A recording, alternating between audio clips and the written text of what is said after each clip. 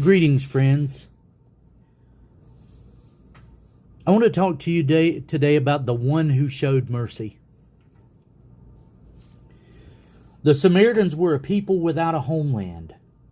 They left the Persian Empire when the Jews from Israel were taken captive and sent to Persia.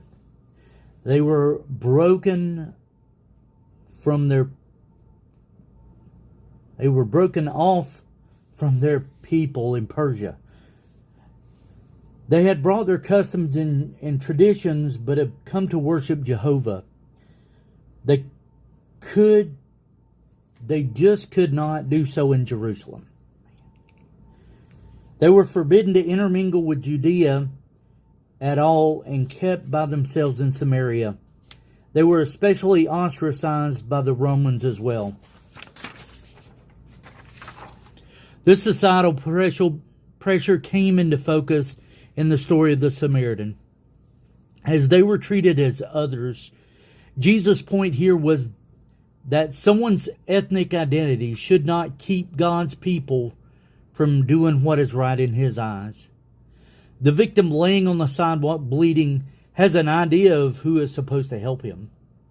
As the priest passes and the Levite passes, he groans in agony, knowing that their God-given responsibility is to help, and they seem to shirk that responsibility.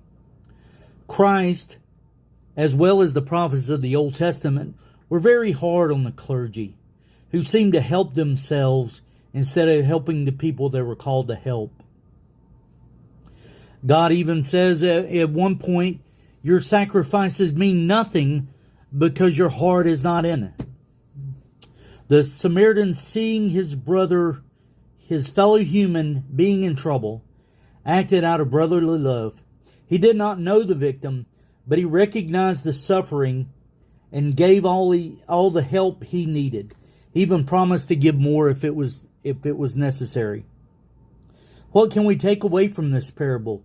Jesus used it to answer the question, who is my neighbor?